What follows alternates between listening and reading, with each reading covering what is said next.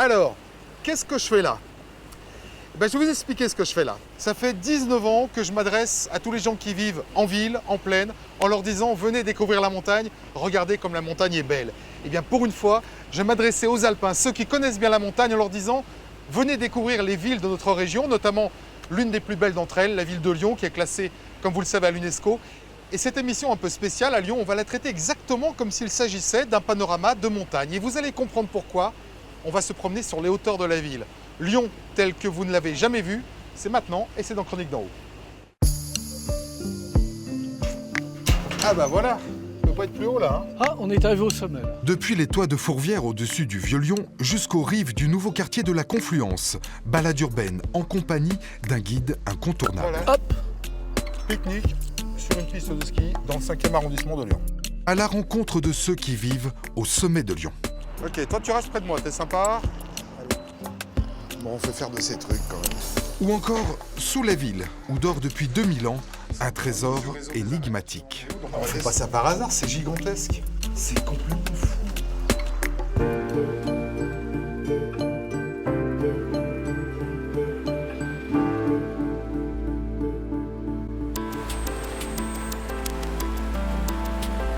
Lyon, c'est d'abord la ville de mon enfance. Ils sont pas bien les gens qui habitent au bord de la Saône là. Sur des péniches, il y en a même une qui a une baie vitrée. C'est génial. Mais au fil de l'eau, Lyon prend un autre sens pour moi, presque comme si je la découvrais pour la première fois. À 2 heures des Alpes et de la Méditerranée, la deuxième agglomération de France a la particularité d'accueillir en son centre ce qu'on nomme la presqu'île.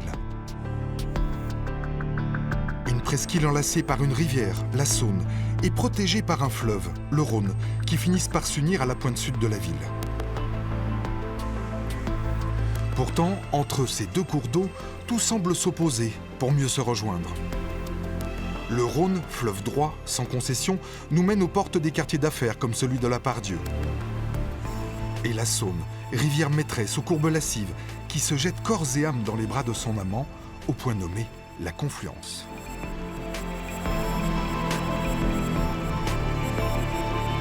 Perchée sur la colline, la basilique de Fourvière fait partie des traditionnelles visites lyonnaises. Depuis sa construction, son architecture quelque peu ostentatoire s'impose aux habitants comme une évidence. Mais la redécouvrir avec Jean-Luc Chavant prend subitement un tout autre intérêt. On se faufile comme par magie dans de fascinantes coulisses, réservées d'habitude aux intimes. On rentre pas par là, je suppose. non, ça c'est pour les touristes. Tu connais les petites portes de derrière, toi. La porte insolite, c'est celle-ci. Allez. On a l'impression de grimper sur un phare. Je me rappelle, je venais là quand j'étais petit avec ma grand-mère.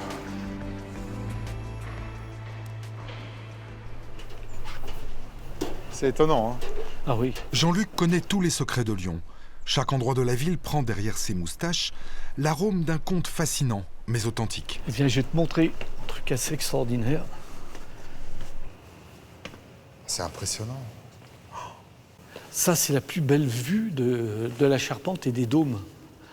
Et ça ressemble à quelque chose d'industriel, post-apocalyptique, enfin on sait pas, c'est très Ça fait penser à étrange. une gare, enfin c'est très 19e, mais c'est quand même curieux pour une église. Surtout quand on sait que là en dessous il y a le chœur. Oui, Un chœur que l'on peut découvrir par d'étonnants trous percés sur chaque dôme. Une particularité insolite qui se chuchote entre initiés, pendant que des centaines de milliers de touristes passent chaque année 50 mètres plus bas, sans se douter que l'on puisse les observer discrètement.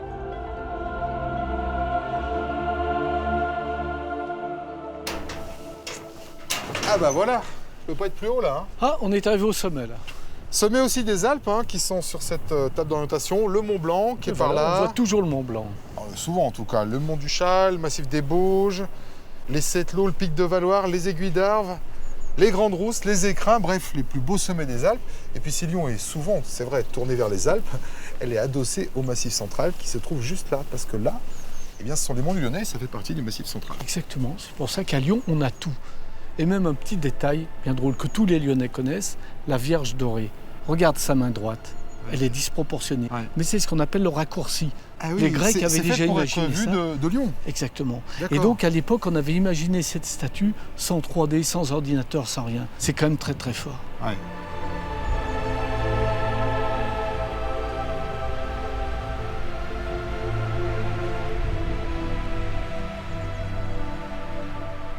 Tu vois, moi je m'en lasserai jamais, je crois. Alors en fait, on voit aussi quelque chose d'ici, c'est l'organisation symbolique de la ville. Fourvière, la chrétienté, Dominant. en position dominante. La Part-Dieu, le pouvoir économique, Oui. mais avec une tour qui monte exactement à la même altitude que le parvis de Fourvière, et tout ça, c'est pas un hasard. C'est normal parce qu'à l'époque, au 19e siècle, la religion dominait tout.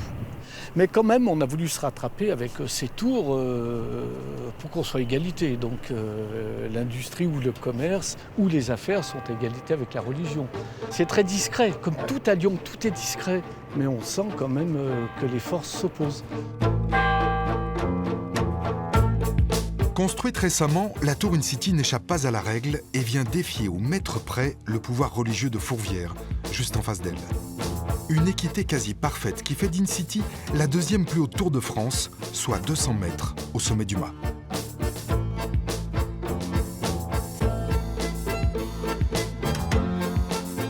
Bonjour, Laurent, Jean-Christophe. alors ça y est, j'ai monté sur le toit de Lyon.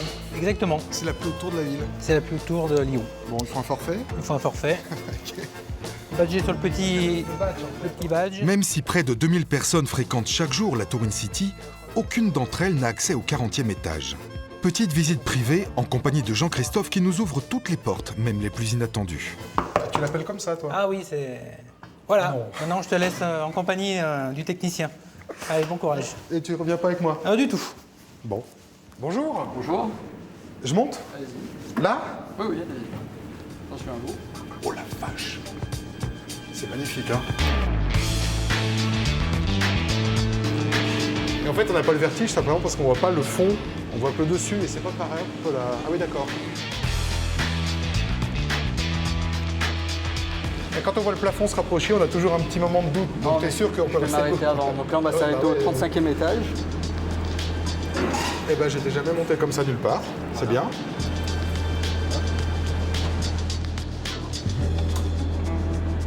C'est génial. Alors, des impressions? Bah écoute, c'est doux, c'est calme, c'est... Waouh! Au sommet, le panorama est époustouflant et partant dégagé, il offre un point de vue jusqu'au Mont Blanc. Alors là, quand même, hein.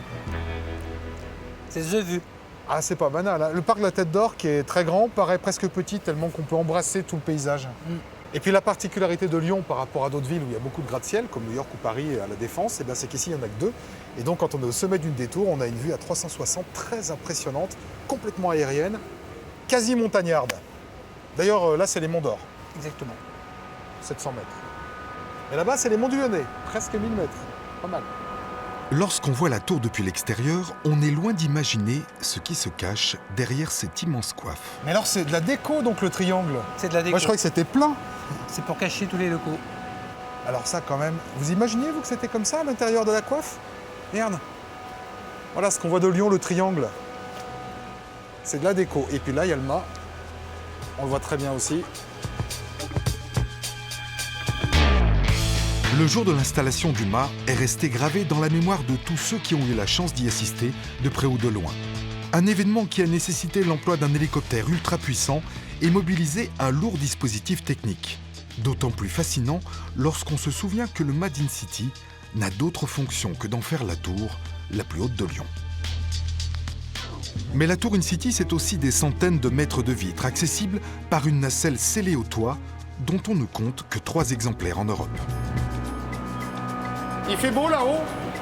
Ça va, un peu de vent, mais ça Il y a va. du vent? Un petit peu. Bon, je suppose qu'avant de faire ce métier, on vous demande si vous avez le vertige. Ouais, on passe. Ouais. Ouais. Et vous l'avez pas? Non, Eh ben tant mieux, hein. sinon il vaut mieux pas monter.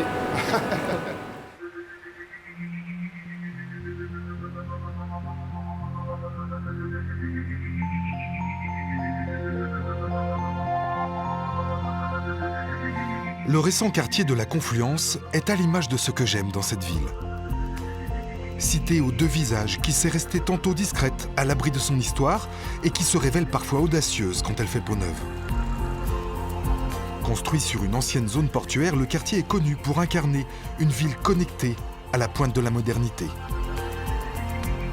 Autre modèle d'édifice ultramoderne, le musée des Confluences, un défi architectural puissant qui déchaîne ses détracteurs et embarque ses nombreux visiteurs. Une sorte de navire entre Rhône et Saône, mais qui rappelle aussi la montagne par ses arêtes aiguisées et ses faces déstructurées. Alors c'est bien joli cette structure étrange, unique au monde, totalement déstructurée. Mais lorsqu'il s'agit de laver les vitres, eh bien on fait appel à des montagnards. On les appelle les cordistes. Et les cordistes sont effectivement souvent des alpins venus offrir leur savoir-faire aux urbains. Ils sont perchés 8 heures par jour à plusieurs dizaines de mètres du sol et on les reconnaît grâce à leur passion pour le lavage de carreaux en tout genre. Ces faits du logis d'altitude sont aussi appelés régulièrement pour changer des vitres ou faire des travaux d'étanchéité, là où vous et moi n'allons jamais. Bref, une expérience forte que je vais partager. Voilà. Voilà. Donc là, t'es équipé. Bien. Et pour parfaire la petite couche. Voilà.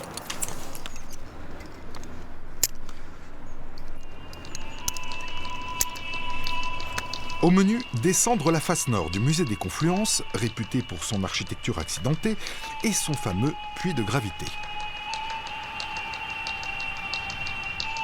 Allez. Ah ouais, quand même. D'accord. Il y a des points d'ancrage qui sont normés, Ça glisse vérifiés. Ça glisse un petit peu, donc tu fais attention. Non mais c'est con, mais les vitres elles sont solides évidemment. Oui, t'inquiète pas. Mais largement, même pour deux. Largement, tu peux sauter dessus, il n'y a pas de souci. Mais tous les deux là, vous êtes montagnards à l'origine, hein? Un petit peu. Ouais. Travailler sur un bâtiment, ça n'a strictement rien à voir que d'évoluer en montagne. Ouais. Parce que là, on est sur des choses qui ne nous appartiennent pas. Donc il faut aussi prendre soin de ne pas détériorer. Et on ne peut pas se permettre de percer un trou n'importe où. Oui, ça c'est sûr. Pour Ouais. se mettre un point d'ancrage. Donc on est obligé aussi de s'adapter aux contraintes qui nous sont imposées par les bâtiments en eux-mêmes. Donc on est obligé de faire avec. Est-ce que l'appréhension, la peur du vide ou le vertige est de même nature sur un bâtiment comme celui-ci qu'en montagne?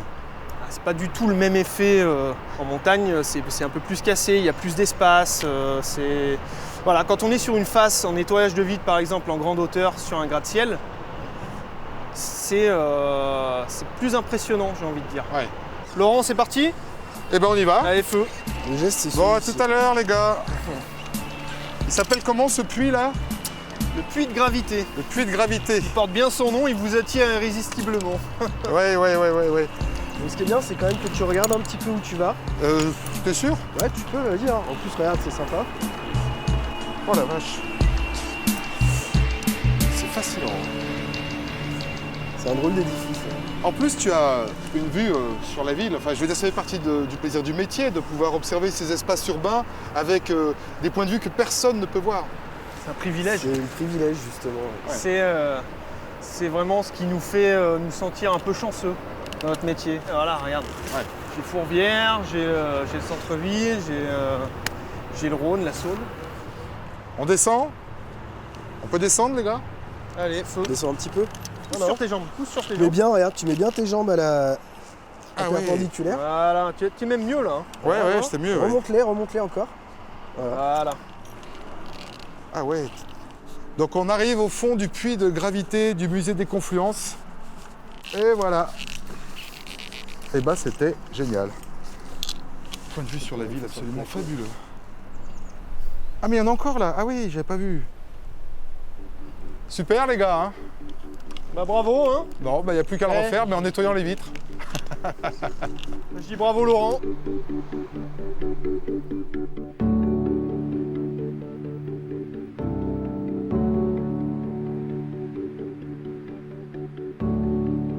L'autre façon de prendre de l'altitude à Lyon, c'est évidemment de monter sur l'une de ces collines.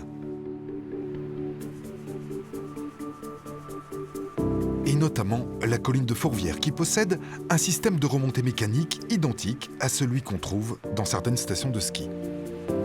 L'occasion pour moi de reprendre le funiculaire de mon enfance, qu'on appelait alors la ficelle. Allez, c'est parti, comme un téléphérique. Hein. Les deux cabines vont se croiser au milieu.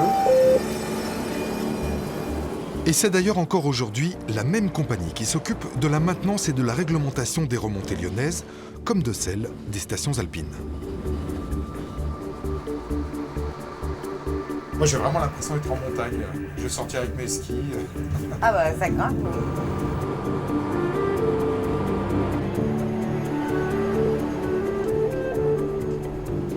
Mais ma remontée mécanique préférée est celle de la Croix-Rousse, accessible par la ligne D du métro, celle de mon adolescence, qui me rappelle aussi un peu les trains de montagne.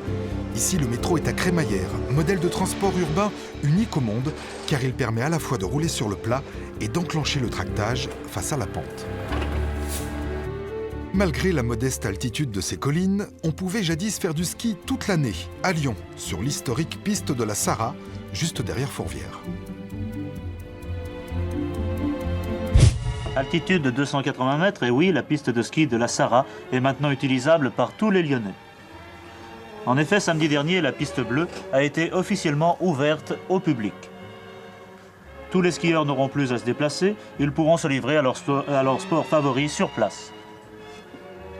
La piste artificielle aura un énorme avantage, c'est de permettre aux néophytes de faire leurs premiers pas sur des planches. Bah, y a du dénivelé, hein. Ah, ça monte, hein. Ouais. On s'en rend pas compte, c'est la montagne. Et alors mine de rien, on est en train de grimper sur une véritable piste de ski dans le 5e arrondissement de Lyon qui arrivait à la cote 280 mètres d'altitude. Exactement. Alors, une véritable piste de ski, la pente est véritable, mais le revêtement était en plastique, c'était des poils. Ouais. Et c'est Pradel qui avait inventé ce truc-là en 64 et elle a duré jusqu'en 75 quand même. Et oui, parce qu'il y avait même un télésiège hein, ici Exactement. qui remontait, c'était très bizarre en pleine ville. Et oui, il y avait Pradel des skieurs est- dessus Ouais. qui devaient être quand même bien équipés. Tiens, attends, regarde, ça, voilà, ah, ça fait du bien. Ça, c'est un mélèze. Et t'as besoin de toucher les arbres. Un arbre de montagne. Voilà, ça y est, c'est fait. Qu'est-ce qu'il fait là d'ailleurs? C'est marrant, hein. Il a été planté. Parce Il que était je pense- planté, bien sûr, Oui. oui. Une piste de ski presque grandeur nature que les Lyonnais se sont peu à peu appropriée, au point d'accueillir en 1973 les skieurs de l'équipe de France qui ouvrirent cette année-là la compétition de ski parallèle version cadet et benjamin.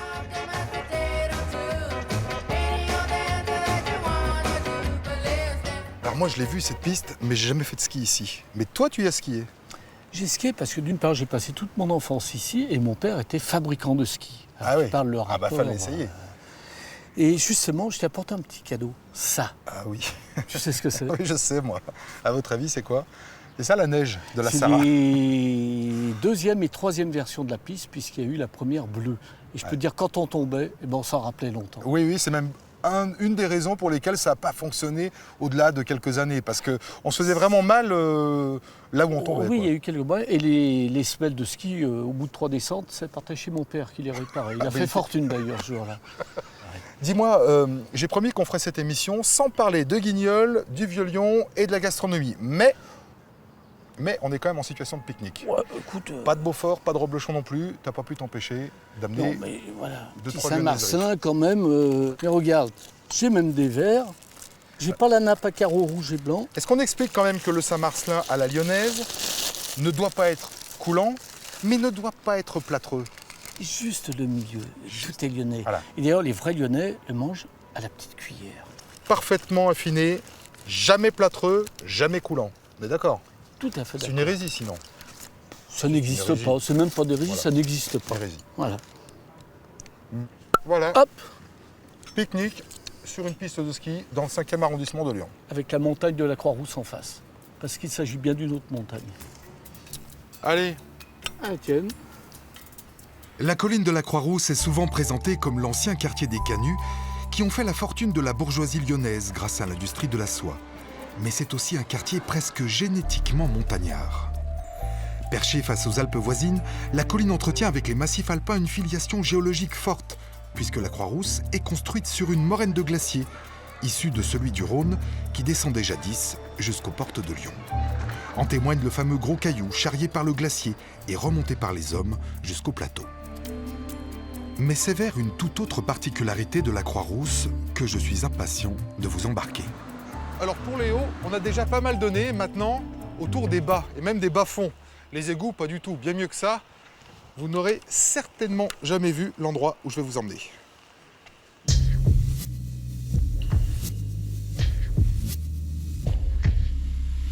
De nombreuses galeries sont présentes sous la ville, témoins du temps où les habitants puisaient leur eau potable sous la colline. Mais les éboulements des années 30 rappellent subitement à chacun la fragilité d'un sol fait de moraines et l'intérêt pour la ville de se préoccuper de ses souterrains. C'est dans ce contexte que quelques années plus tard, les Lyonnais firent la découverte d'un réseau incroyable sous la Croix-Rousse, un réseau tout à fait surprenant. Bruno, ce souterrain, il est vraiment pas comme les autres. Oui, il n'est vraiment pas comme les autres. C'est vrai, il est unique. Il est assez complexe. On est quelque part sous la Croix-Rousse, sous les pentes de la Croix-Rousse, et puis tu verras qu'on va t'emmener de plus en plus profond avec un réseau assez tentaculaire. T'es pas au bout de tes surprises. Ouais, mais t'as pas le droit de me dire où on est. Enfin, Non, moi je le sais parce que je suis on peut pas te dire dire. où on est. En même temps, quand on est sous terre, ça n'a pas vraiment d'importance. On est dans les arêtes de poissons et c'est ce qui importe. Allez, on y va. Hop, hop, hop, Laurent, par ici, reste avec nous. Oui. Sinon tu vas te perdre. C'est plutôt par là qu'on va aller. Passer devant tous les deux, moi je préfère. Non, parce qu'il faut connaître. Ce que vous allez découvrir maintenant est exceptionnel. Nous sommes sur le point de pénétrer dans un réseau souterrain unique au monde qui questionne encore, 50 ans après sa découverte, tous les spécialistes qui se sont penchés sur le dossier. Mais c'est un vrai labyrinthe, on peut se perdre vraiment, quoi. Grâce à une datation au carbone 14, on sait depuis peu que ces galeries ont été construites au temps des Romains.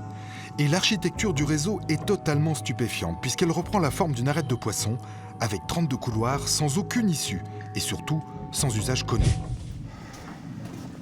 Stop, Laurent. Où tu es, on est encore en 1959 avec cette structure en béton. Ouais.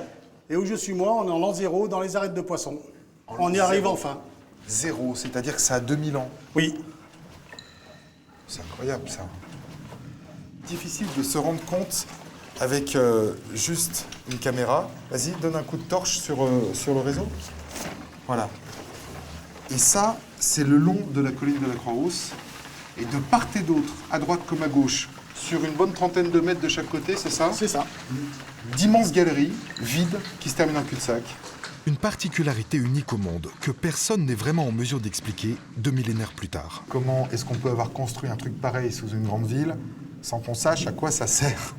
Alors, le problème, c'est que pour l'époque antique, on ne sait pas ce qui se passait à la surface. Ouais. Et c'est probablement des galeries qui sont en lien avec des édifices monumentaux présents à l'époque au sommet de la colline.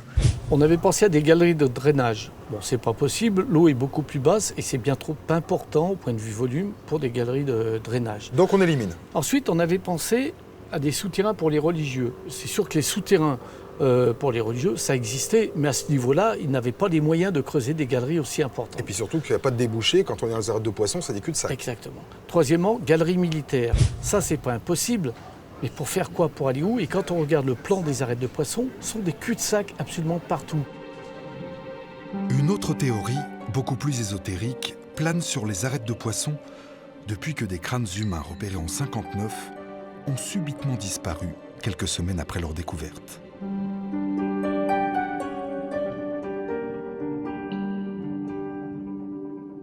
On ne sait pas pourquoi ils étaient là, ces ossements, Non, pas du tout. ni où ils sont partis. Non. Et est-ce que ça vous a pas donné l'idée d'imaginer que ça pouvait être une nécropole à l'époque des Romains ici? Bien sûr, on y a pensé. Ça sort complètement des schémas de nécropole connus. On n'a pas du tout ce genre d'édifice pour des nécropoles romaines. Oui, donc c'est toujours pas ça. Non. Allez, on continue. J'avoue que l'évocation de ces ossements m'a mis très mal à l'aise.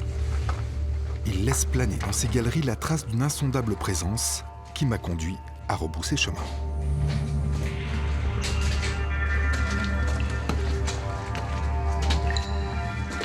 Plusieurs personnes disent le virage de droite qui est en bas des arêtes, pour simplifier, on est mal. Et c'est vrai qu'on est mal. Et c'est là qu'on a trouvé dans les années 59-60 ces ossements. Est-ce qu'ils sont toujours ici? Est-ce qu'ils ne sont pas là? Enfin, des gens qui sont assez sensibles, peut-être comme toi, ont ressenti cette présence.